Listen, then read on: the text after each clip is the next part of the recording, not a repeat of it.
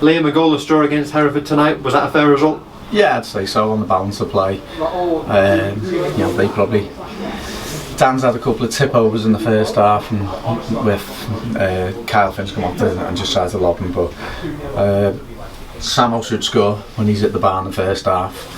The keeper's in no man's land, he just has to look over him. But yeah, so no complaints at all. I said first league game of the season. I know you're at home, but I think there's not really much advantage of being at home anymore with no fans. So first clean sheet. So I'll look at the positives. A couple of chances, as you said, hit the crossbar twice.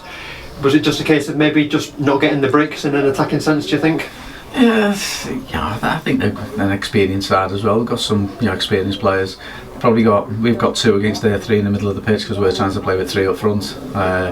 Did we get a foothold? I think it was quite hard for Morgs and Russ in there against the 3, but we probably needed to use the ball a little bit better at the back. We had like a 5-minute spell before half time when we looked comfortable. Jack Baines was coming out and Charlie was being able to get forward, but as I says, no lack of effort, no lack of work rate.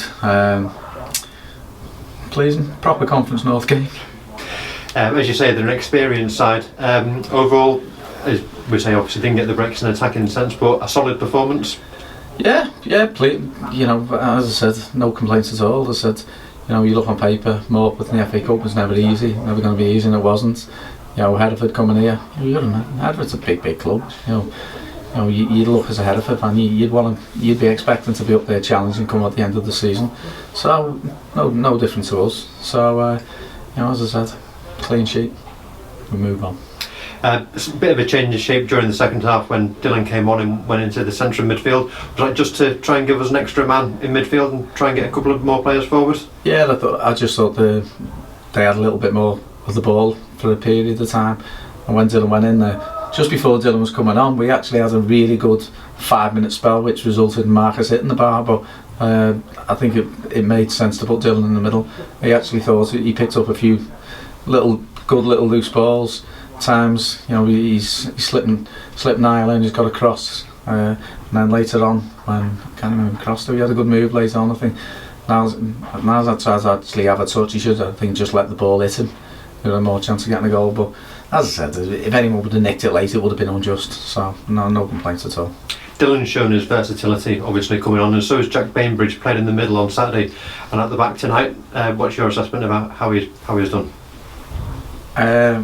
Well, listen, you don't play for 3 Premier League clubs if you can't play.